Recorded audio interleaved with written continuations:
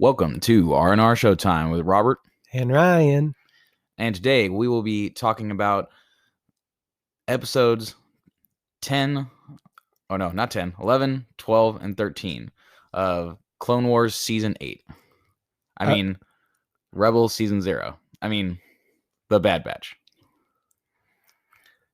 Indeed. Episode 11, Devil's Deal. Episode 12, Rescue on Ryloth. It's just Rebels.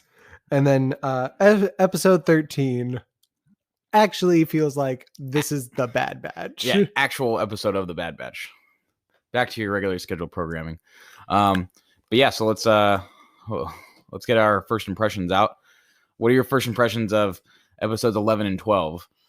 Yeah, because 11 and 12 come as a pair, and I actually watched them as a pair. I held off on watching episode 11 until 12 came out, not even knowing that they'd be related episodes, but lucky me, I got to watch them like in quick succession, and I was like, oh, when I realized what was going on, what I was watching, and then I was like, oh.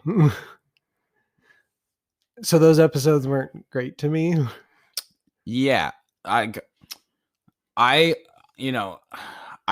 totally fine with seeing like an origin story for a character that a lot of people like, from Rebels, Hera. But yeah, I didn't come to watch again. Like it feels like a Rebels Season 0 episode. Like the fact that the first of the two episodes was like devoted entirely. Like the Bad Batch showed up like incidentally towards the end of the episode. Yeah, to give them a reason to be there for the second episode. Not even a good reason. It was just like somebody asked for help, and Omega was like, "We have to help them." Literally, the second episode could have been the only episode, and it would have been equally good. Yeah, it would have been better. Yeah, honestly. And again, it's like not to say less. Like it's not that like I wouldn't want to see that story told.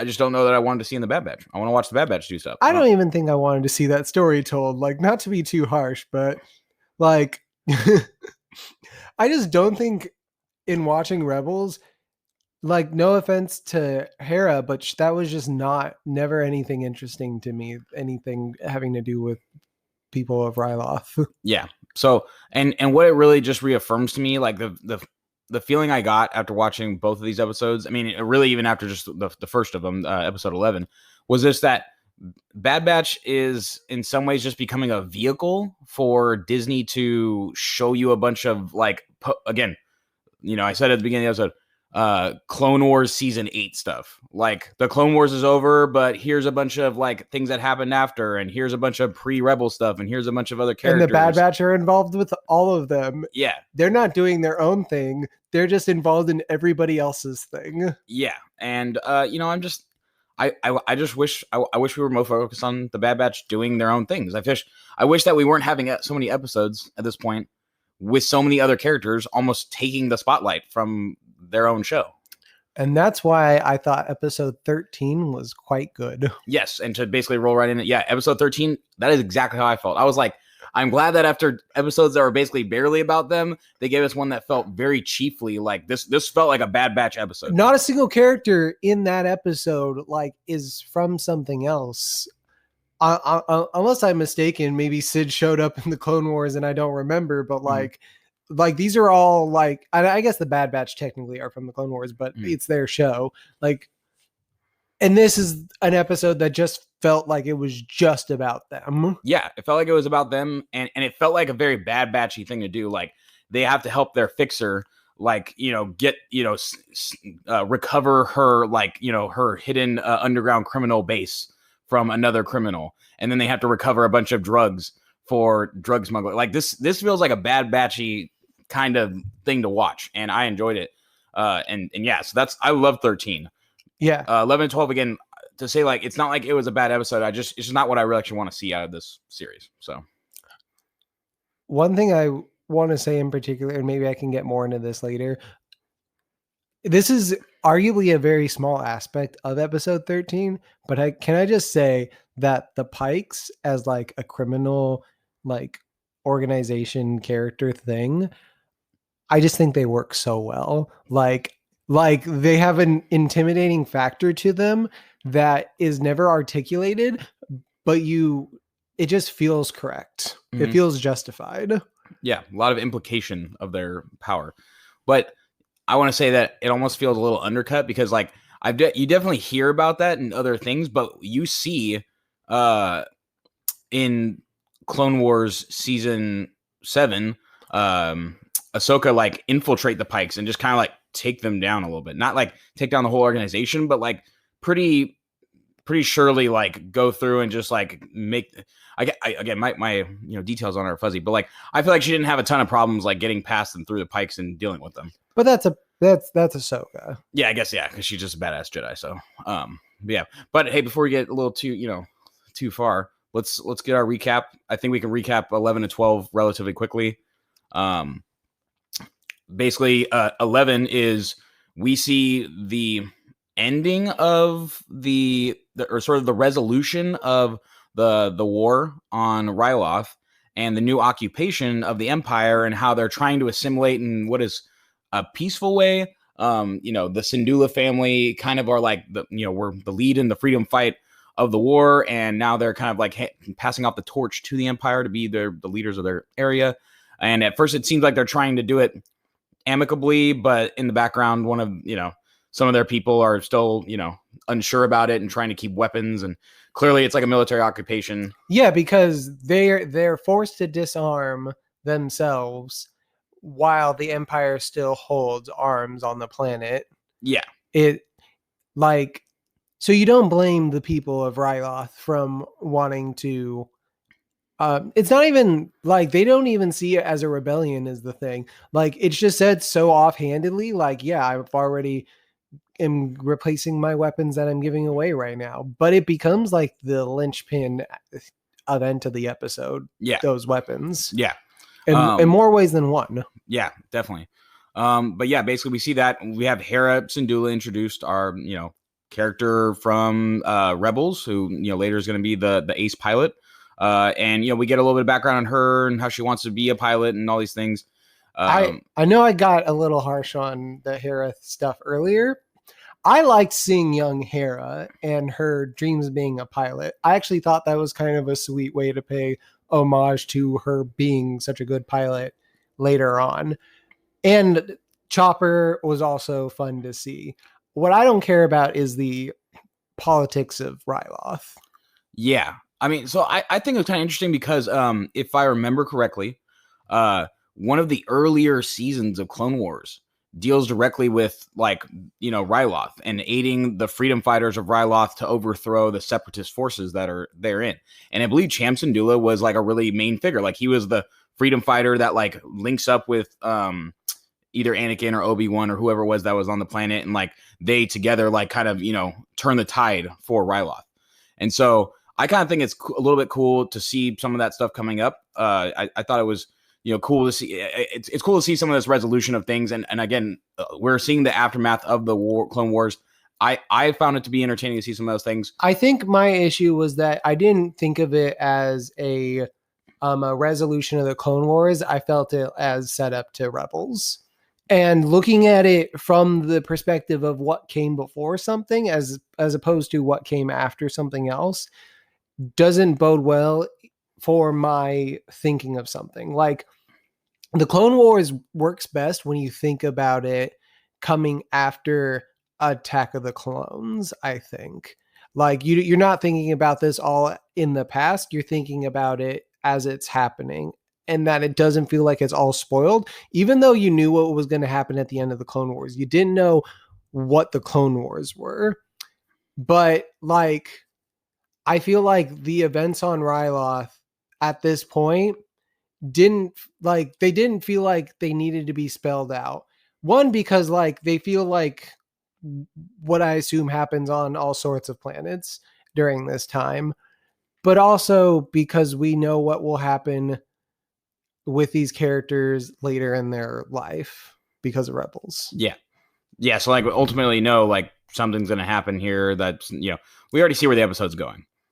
But Oh, one thing I want to say is that I think a point that they are trying to make with the episode where they're on Raxus and where they're on Ryloth, and they straight say it at the end of episode 12, is that like this is happening on a lot of other planets. So Yeah. they are, again, it does show the point of they're painting the picture. Lots of people are, unhappy, and this military occupation is occurring, and we're getting that set up for Rebels, basically. Rebel season 0. Yeah.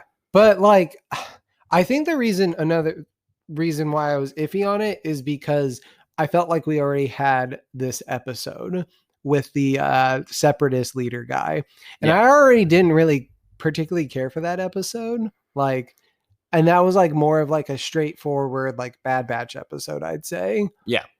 But like that story was already done of, oh, we want to subtly rebel right now. All right, then we're locking you up. Bad Batch has to go and save the people from lockup.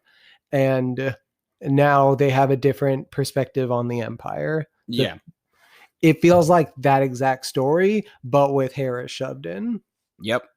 Basically. I mean, yeah, I would agree there. But yeah, just to like even get through it a little quicker. The episode is, they're trying to get some weapons behind their back so that they can stay armed. Hera goes along with her like uncle, or I don't know if they're actually related. It's like an uncle. I was assuming uncle. Yeah, I think he says uncle, but I don't think they're actually related. Whatever. She goes with this other freedom fighter. They get basically caught doing their weapons, transport. And, there's like a rescue kind of operation. It's turned into like a sort of, a political fiasco, assassination attempt. And, Hera's parents are both captured as well. Hera makes it away, calls the Bad Batch in to help her. That we're leading into now episode 12. Well, you skipped over some details. So you say assassination attempt. Someone is assassinated. Right? They say that Senator Ta, who's the one that was supposed to be assassinated, is alive. He definitely gets shot in the head, but then they later say he's making a full recovery. So I don't know if that's just a complete lie, like he's definitely dead, and they're just saying. See, I think I thought he died there. So I thought he died too. Yeah, he got shot in the head. That exactly by Crosshair. By Crosshair, there's no reason he should be alive. But he says in episode 2 when he's addressing all the people that he's making a speedy recovery. So I don't know if that's just a political lie. Like he's just saying your senator is recovering when in reality he's just dead. I don't know what or if he's actually not dead somehow. Like, I don't know. Okay, but the other things that that we sort of glazed over was also Crosshair is here. Crosshair is on this planet, like overseeing this forced disarmament of these people. Mm-hmm. So that's interesting. That is another thing that I like about the episodes is that you get more Crosshair as a way to tie this into the Bad Batch. Yeah. You also get one thing I was trying to, just kind of cut over some things. The Bad Batch. You get Bad Batch at the end. Yes. You get them. They're not it's not at the end. It's before they're. Yeah. Yeah. They're doing they're the ones that deliver the weapon shipment, and Hera and Omega, like play and hang out and are like, oh, we're young and stuff. And I like that scene. That's cute. Yeah. And then there's also Hauser, right? So we're getting this clone Lieutenant Hauser, who wears like a turquoise helmet and one of the the little pauldrons, and it clearly shows that he has more of a support for the Syndulas, and he was part of that freedom fight. He's hesitant to do some of these things that are happening. He's definitely opposing a lot of the new stuff, and we get a little bit of lead on that. He's not okay with what's going on here. So we have that element in there as well. Yeah, but after the rescue / capture of the Syndulas and all this, we lead into the next episode where Hera has escaped. Her parents and the other freedom fighters have been captured, and Hera calls out to the Bad Batch, who she just got the communications link from Omega, and Omega convinces the Bad Batch we need to go back and save her and help them. They're kind of like, I don't know why we would do this. This is dangerous, but they go back and they end up doing it anyways because they're kind of good guys and they don't need a lot of convincing to do good stuff. So yeah. But they go back, Omega and Hera, and they kind of come up with the plan to attack a refinery and distract them after doing some, they do some reconnaissance. They all know that Crosshair is there as well, and they see the whole situation. They have their plan. They go to enact it. Hera and Omega steal a ship. Because Chopper couldn't actually. Yeah, he failed. Like he got caught basically trying to. Yeah. I don't know, configure the stuff and turn off the cannons.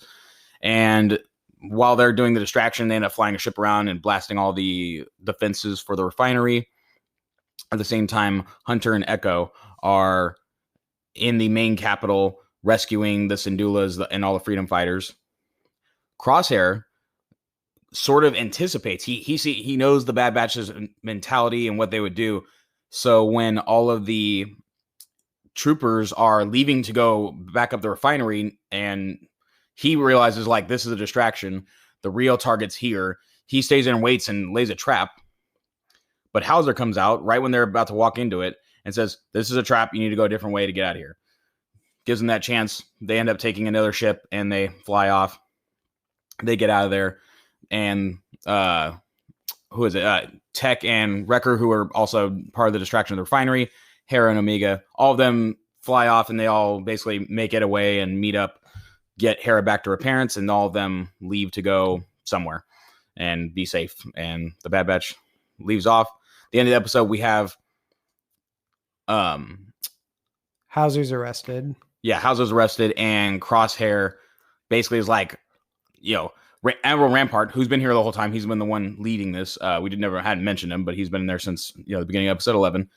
He basically gives Crosshair the go ahead to go hunt the Bad Batch down. So now I did like that little tidbit, because now we're on a collision course for Crosshair to come into direct opposition again. Not like we know that they're here and we're going to go to them. And then, we've already seen those. And I love these clashes.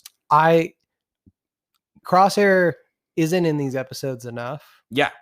I mean, he's a part of the Bad Batch, but he's the antagonist force. And I love it. And the episodes where we've gotten him there, like even this episode, unfortunately, he was really barely it's not that he was barely there. It's that I want to see Crosshair crossing with his brothers, and I want to see that conflict. And we barely got that. Like, it basically was completely avoided. Exactly. But now he's got the go ahead to hunt them down, and I want to see that happen. I feel like this is going to be where it comes to the head. Like the real, whatever's going to happen here is going to happen. And I think either Crosshair is going to die, or I think one of the Bad Batch is going to die. So I imagine this season's probably close to 16 episodes. If it's 16 episodes, then we're going to have 3 more episodes after these 3 that we're talking about today. And that feels right. And that gives me a lot of hope for these last 3 episodes. But before we get to those, do you want to do the talking about these 2 episodes together and then do a recap on the 13? Yeah. Okay. So episode 12's finished. How did you feel after watching these 2 episodes? I mean, I think we sort of expressed our points like almost as we were beginning the recap. We got the disappointment aspects, but what do we like? I mean, so I like seeing, I do like the stuff with her. I like that she's there. It is kind of cool to see some of her beginnings.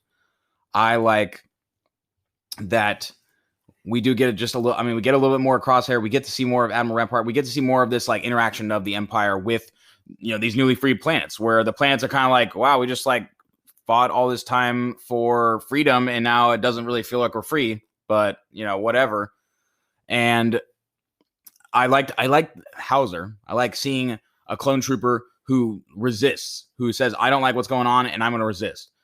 And I'd like to see that that's, maybe, and it also gives me more evidence, I assume, of the reason that the clones go away, is that the clones resist in some ways, even though they're programmed not to. In a way, they were there for all this. They were there for the fight against the evil, the separatists, and now they feel like they're a part of an evil thing again. Do we feel like this Bad Batch story is going to show us the ending of the clone program, and thus, in a way, will the Bad Batch follow the end of all clone lives? Because the clones don't just stop getting used. They're not around except for like the small rebel ones, like Rex. Yeah, we see that he's around, and like the one that is living with his family, he's probably around somewhere if he hasn't died of old age. But the clones aren't part of the army in like 20 years on, and clones aren't a thing when Rebels is around. So Is this Bad Batch show gonna follow the end of the program? The extermination of the clones. Exactly. Yeah, I don't know. I don't really know anything about the history Which feels there. pretty dark. Yeah, but I think it would be interesting to see that, to see straight where, I mean, to think if the clones have a Order 66, like, do this mind control, do you think that, like, that chip can explode? It might just be like Order 99 and it goes boom, boom, boom, boom, boom, and all the chips explode in their heads or something. And that would be brutal. Exactly. And I don't know if they would go that in this series, but if that's not the conclusion of this series, or we don't see, if we don't see it in this series, we're never going to see it. And so I want to see it in this series. I think it's too dark, honestly. It's too dark though. Yeah, right? There's no way. With Omega being a character in this thing, I'm like, nah, this is not it. If it was like a Mandalorian thing, nah, I could believe it, but Unless, it's not. But what if it's like buried into a few seasons? Because that's usually like 4 seasons into the Clone Wars, you get a Darth Maul spider creature. I don't know if that's actually the 4th season, but like, yeah, give or take. And 7 seasons into the Clone Wars, you do get literally, Ahsoka having to wipe out an entire thing of clones and battles from Darth Maul, and you definitely get some. I mean, from themes. early on, like, it's a show about war. People die. Yeah, but I don't know. That'd be really cool to see, but I'm just not sure. I kind of veered off the episodes. It's all right. I mean, that's the whole point here. I don't know if I have many more talking points about these episodes. I have a question for you. What? Which episode do you like more, 11 or 12? 12. Interestingly enough, I'd actually have to say I think 11 is a better episode. I know I made a lot of insults about this episode having too much to do not with the Bad Batch, but I think it's because episode 12 is literally like the lifted plot from the other episode, where they're like, they've just been tasked with saving this person who's been kidnapped. That's literally, and so that feels like less original, whereas at least the other episode had like, it was setting something up and it was showing a new story that we had not seen before. In a way. I just liked episode 12 because there was explosions and cool stuff. Yeah. Bang, bang. I mean, there was like a sniper shot. I actually get what you're saying, because episode 12 was more just like the resolution of episode 1. Real things happened in episode 11. Yeah. Real things happened in episode 11. There was a lot of actual like discourse going on. Like, we're seeing who Hera is. We're seeing this interaction between Hauser and the Syndulas and the Freedom Fighters and all that. There's a lot that actually happens in 11. 12 is really just like they go in, they save them. That's it. Like, it's not a very complicated plot. I know it's a small scene in episode 11 too, but Hera and Omega, like, they're like little interaction together. I think it's because of, you get to see Hera like just like talking about like showing this passion for being a pilot that just made me think of Rebels in a very positive way, because it just made me think, wow, that's what she gets to do. She's just a pilot, and to know that that's what she wanted to do from a young age, but to like see the excitement for it and knowing that that's she gets to live that in a way, made me feel good. Hey, what's the name of Hera's ship in Rebels? Do you remember? Put it in the comments below. Not off the top of my head, but it's a cool name, I feel. It's not the Razor Crest, because I think that's the Mandalorian ship. I think it's like the Ghost or something, right? That feels right. Yeah, that does feel right. I'm pretty sure that in the end of Rise of Skywalker, that their ship is there. Cool. Like in the the giant assemblage of all the ships and stuff. I think like people pointed out like that their ship is there. So to the end, Hera's there. I think I remember that. Yeah. And that's also cool. But like, also, fuck that movie. Well, yeah. Okay, so I don't know if I have anything else for you to say. everything I need to say about those 2 episodes is basically said. We mostly talked about those first 2 episodes. So Yeah. um, So now on to episode 13. Yeah. So episode 13, we have the Bad Batch. They're returning to what's it called? Ord Mantell. Yeah, I think that's the name of the planet that Sid's on. They return to Ord Mantell, and when they get back there, they head into Sid's parlor, and there's a bunch of like different people in there, and the guys in suits, and they head towards the back, and like kind of force their way in past like these guards. And once they get back there, they see there's Sid is not there. Instead, it's I think they're I can't remember what those guys are called. I think Sid's called a Rhodian, like their species. Yeah. But I don't remember what. Basically, they see a man named Roland Durand. Yes. He's like the son of like a crime syndicate kind of leader. Issa Durand is the name of his mother. Yeah. And he's, we kind of get a little bit of exposition later, but like he's basically trying to take over his own thing. Sid's parlor is like, like a criminal, what is it? Hotspot. Yeah, criminal hotspot on a planet that's next to a bunch of hyperspace lanes, so it's a great place to do it. They find out that he's like, I'm in charge here now. Sid's out, so kick rocks or whatever. And but he even offers like, hey, I can give you some work if you need it. And they're like, no, we're gonna work with Sid or whatever. They leave, and they're kind of like, what happened to her? What's going on? Sid's at their ship. So we actually get the Batch saying, all right, we got to leave this place. But Omega's saying, no, we have to help Sid. What happened to Sid? And they're just like, well, they either forced her out or killed her, basically. And Omega's like, well, we got to do something. Like this isn't right. Mm-hmm. And then as Sid happens to hear that because she's at the ship, and she's like, well, at least someone cares. Yeah. Okay. And so, no, I'm not. I don't want to get ahead of myself, but I really want to. It's like I want to talk more about this at the end about Sid and just her interaction in this episode. But I'm curious. Yeah, we get.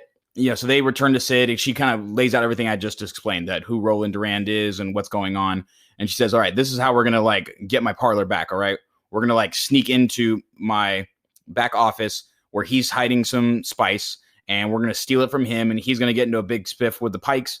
And because of that, the Pikes are going to take him out, and then I'll be able to just take my parlor back.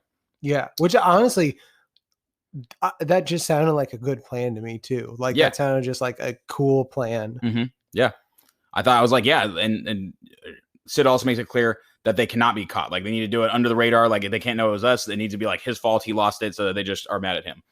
So she takes them to a underground, like old mining, because every town's always got some old, tunnels that are unused now. And now they're a criminal, network or something.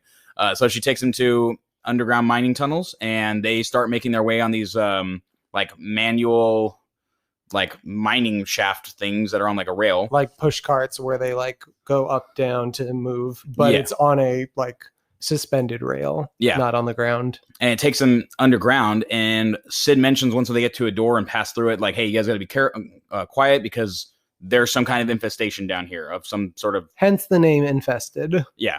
And they continue on, and there's kind of like a little bit of a foreshadowing as they pass over this weird webby hive hole in the ground thing, and they don't quite activate them or bring any attention, but they pass through.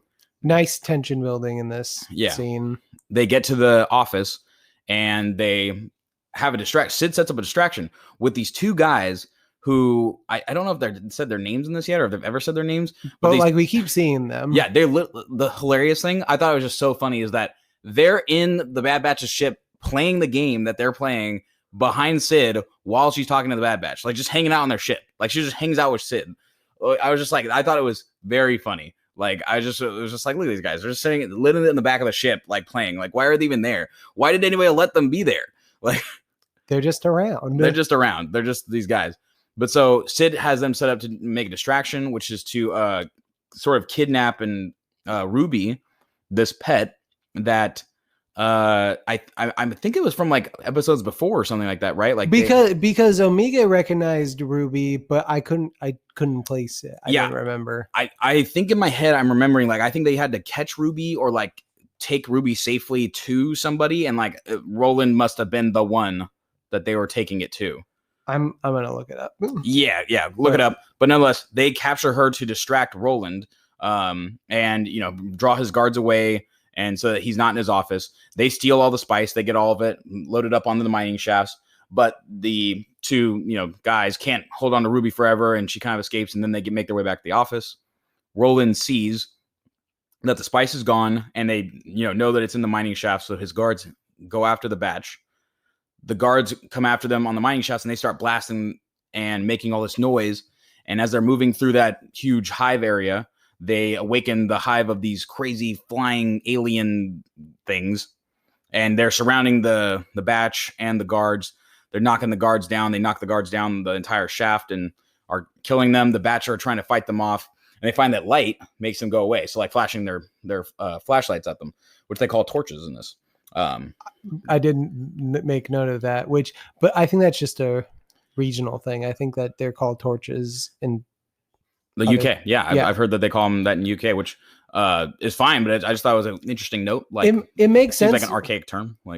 But it makes sense if you think about the fact that the clones are not they're clones of a person who's not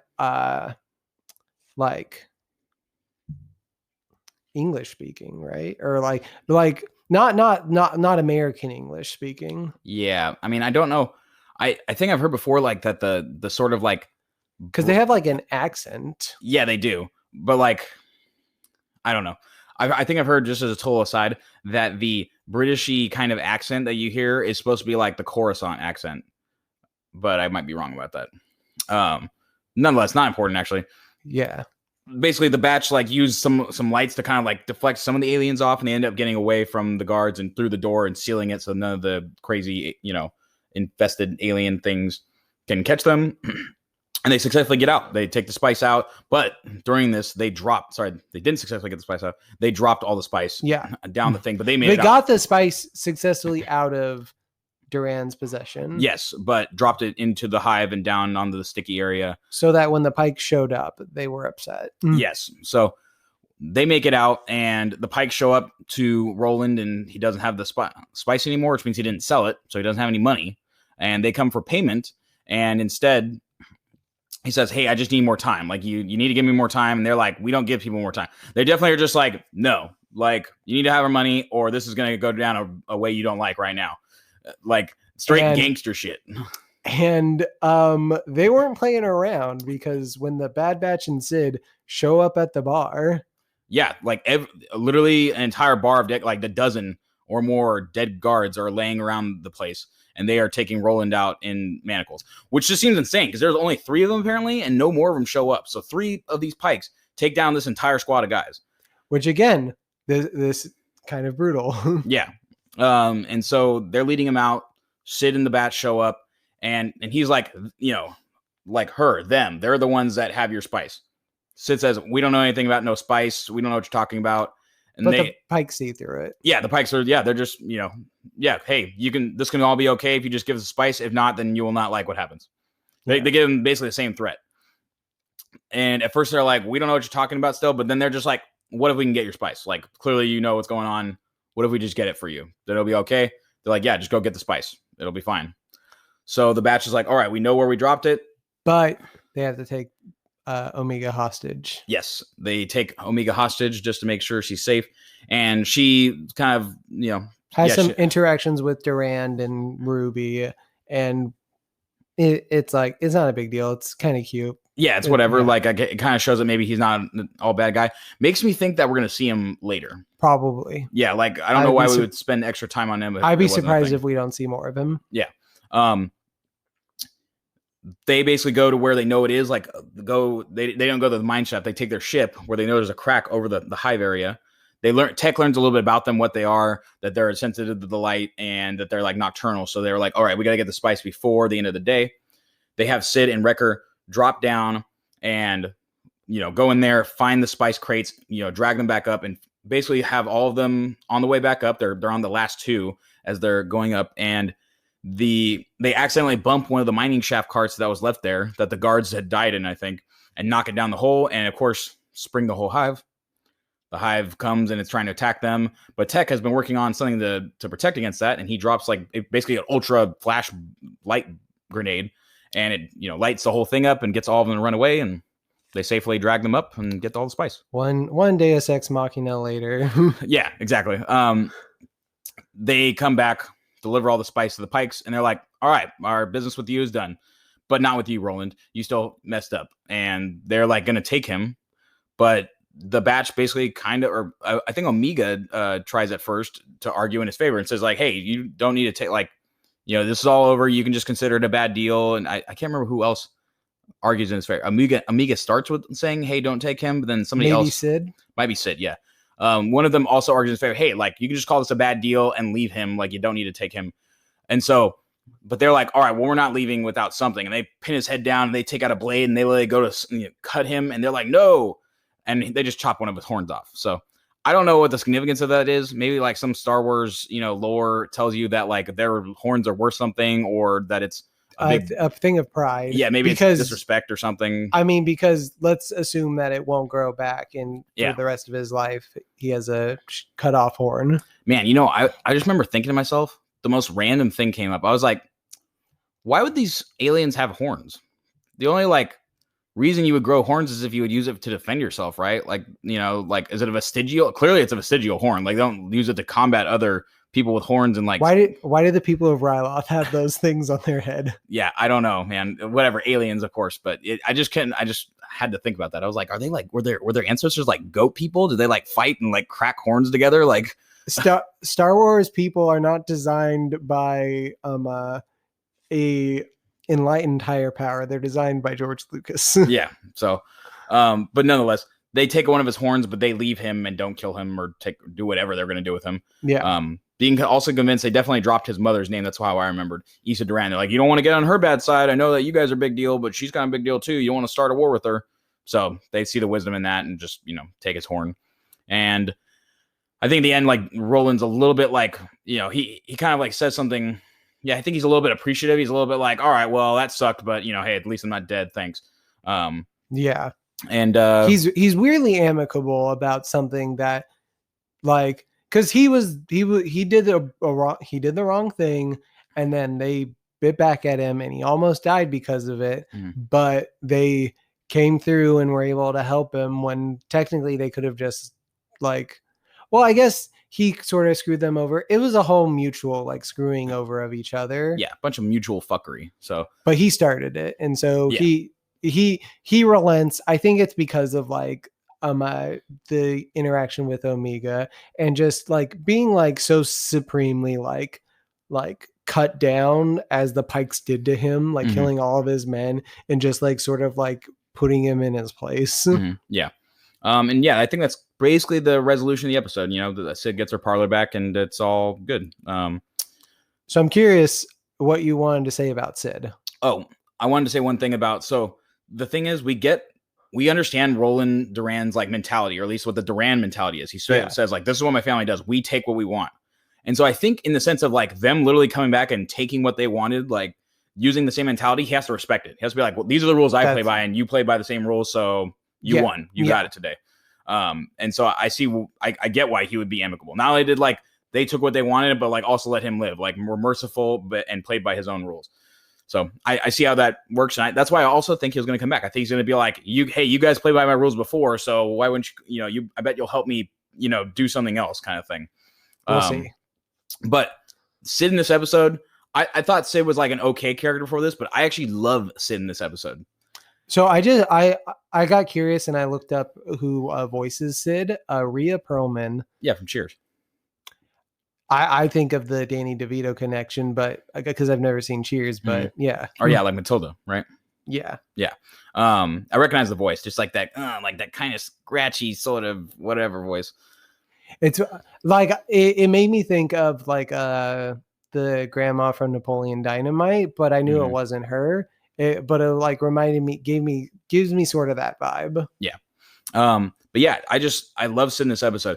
I like this, like that she's like not a like really good like she works with the batch, she helps them out, she has some good-ish interactions, like kind of shows some like niceness to Omegas a little bit, but not even really. Like even in the episode where they were like interacting, but like in this episode, she's a straight up like gangster, you know, like the Bad Batch really are only she only likes him as much as they can help her, and she said like she basically threatens him. She says, hey, it's bad for me, it's bad for you. Remember who kept your secrets, like. You know, it's another thing I don't think I had picked up on before this episode. The fact that she doesn't appear to necessarily know their names because she only refers to them by nicknames. Yeah. Whether it's Muscle, the kid, was it Goggles for? Yes, Goggles. Yeah, Muscles, Goggles, Kid. I don't remember if she refers to any of the other ones, but yeah, and that she's actually kind of a badass too. Like she walks around with the staff, but then like she really is actually in there doing, like she's the one that goes down record to grab the spice crates and picks them up. And it basically looks like she's as strong as any of the batch. Like she's not like, oh, my back. Like she's picking them up, which we have seen before in like, I think some Clone Wars episodes and in like the Mandalorian, maybe, that Rhodians are like a strong race. Like they're like a tough, like badass race just by what they are.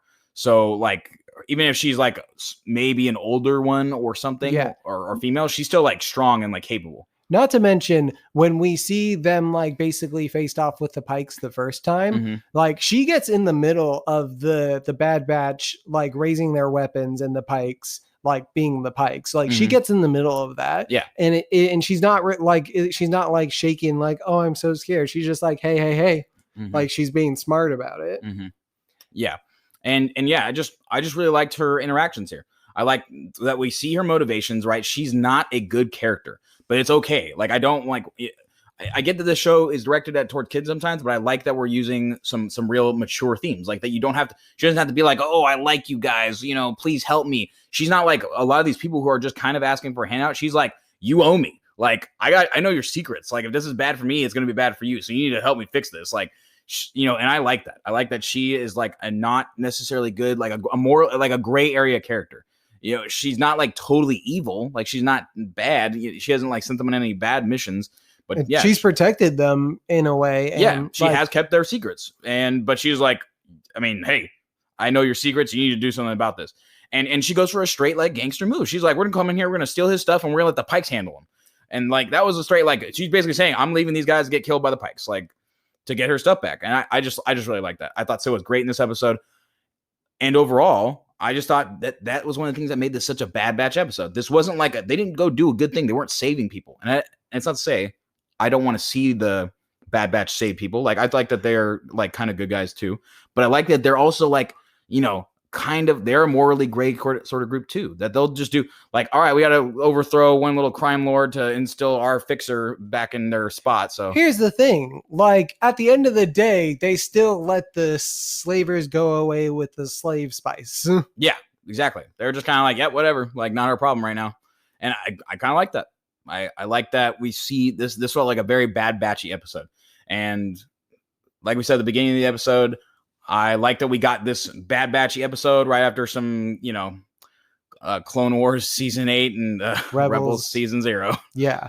So that's what I just, really like. This is, you know, one of my higher up on the list episodes of the whole series. Definitely. Yeah. This was a strong episode, and I'm glad that it came when it did, because if we had recorded this last week, like we had planned with the 2 episodes, we'd be telling a different story. Yeah, it'd really be like, these episodes suck. And like, honestly, I think I'm more positive on those episodes knowing that we got this episode right after them. Yes, and yeah, just to say, this episode didn't have any, unless Roland Durand or the Durands are like some kind of, they've been somewhere in Clone Wars and I don't remember them. Unless Sid showed up in Clone Wars somewhere and I don't remember. Yeah, but even then, like Sid's not a new character. Sid's, you know, I think that Sid must be an original because I've never heard of her, seen her. She doesn't come up, and she seems like someone you remember.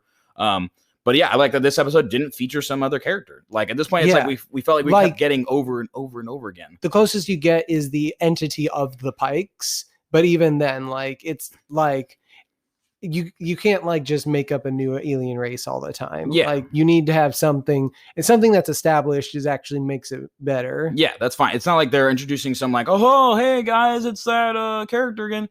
It's not like one of those moments, and that's happened so many times now that it's getting like it feels tired. I really am not like I don't really want to keep seeing new characters anymore. Honestly, all the cameos, like the early cameos before it got tired for me, feel more tired knowing how many that they would go. I feel like as much as I like seeing Hera felt like a bit of a breaking point. Yeah. I think that's even the thing.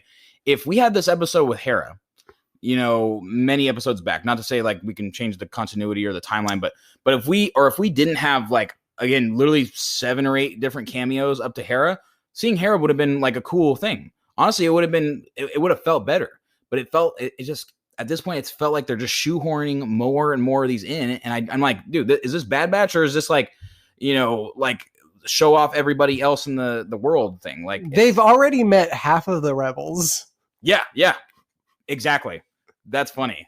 Like at this point, like, oh, are they going to see Satine? Like, I guess Satine's not even, she's too young to have been born at this point, but are they going to see Satine's parents? We're gonna visit. Am I saying, is Satine the right person? That feels right to me, but it's one of those. I might be wrong, actually. I'm the person I'm trying to reference is the Mandalorian in the Mandalorian Rebels. Yeah, the rebel. I might be wrong about that name. Yeah, I don't think whatever. I don't think we're ever going to really talk about Rebels, but like I feel like she was my favorite character of the Rebels. Kanan's my favorite, which is fair. Oh, one thing I also because of the cool Jedi stuff. She's my favorite, even though the Jedi aspects of the show were the best parts of Rebels. I noted this thing back to episodes 11 and 12, right? I feel like, from my observation, that Chopper wasn't quite as ornery and like crazy in episodes 11 and 12, which I think makes sense because the whole idea is that like droids gain personalities over time when they're not wiped. Like when you wipe a droid, that's when they have no personality, just keep acting like, like a droid should. They gain the personalities over time as they they aren't memory wiped and they like gain a, like a personality.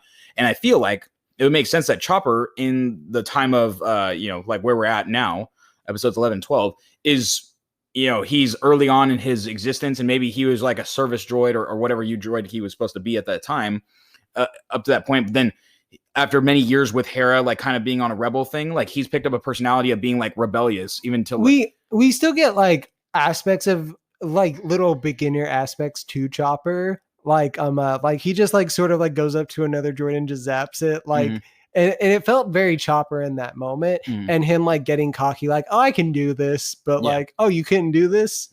Like those felt like Chopper, but you're right. Like it does feel like he's gonna have time to become that Chopper. Yeah. And it makes that Chopper also feel like a better character. Yeah, like he gains more personality over time, like 10 or 15, however many years it is from now. He never gets his memory wiped because he's not like, you don't have to be a like special nice droid and like we just want you to like keep doing what you're doing or like keep whatever. But yeah, I just noted that, and yeah, I kind of like that over time he's gonna become the Chopper we know. I would like to be able to watch Rebels after this show, and like if this show existed before Rebels existed, so these characters were introduced here and they weren't like little cute cameos, they would feel better, but that's not how it works. These are instead of feeling like growing characters from something organically, it feels like shoehorning in characters to get the, oh, remember this guy? You like this guy, don't you? Here he is. It's Chopper. Yeah. Definitely. Yeah, well, do you have any more points on episode 13? Episode 13 is quite good. I don't think I have anything else to say. Crosshair, we're going to see more of him. That's episode 12. Let's go. Epic confrontation. Crosshair, one of the Bad Batch dies. Most likely Crosshair. They all die. Yeah, and then there's no episode. Then there's no season 2. Okay, I'm okay with this. I feel like, hey, at some point, all the Bad Batch need to die in some kind of coolish, heroic way. That would be very satisfying to me. Not that I want them to die because I like these characters, but I think that's the way they got to go. You know what I want to see? They got to go sacrificing themselves for like Omega or something like that. This is actually not about the Bad Batch, but technically about the Bad Batch. I want to see Omega show up in The Mandalorian. Now, see that I would be okay with.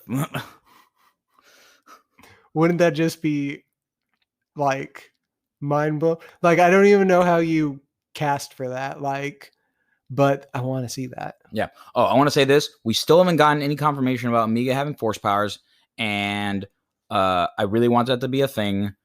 So at this point, I feel like they're going to have to wait until the last episode just to drop it on us like a cliffhanger, where she's going to be like, no, reaching her hand out and like force grab a laser pistol and shoot. I feel like, oh, that might be the thing. She's going to force grab a laser pistol that's across the room and she's going to shoot Crosshair. That's going to be it. That's how it's going to happen. Omega is forced to take a life, and the life is Crosshair. Yeah, wow. That'll be sick. That'll be great. You heard it here on this podcast. I called it. I could see that happening too. So if that happens, bruh. Yeah. If that happens, I called it. It was Kang all along. Hashtag spoilers. Yeah. Yeah. Cool. Well, I think that's all for me. That's all for me too. Well then, until next time, this has been Robert. And Ryan. Have a good one, folks. Yep.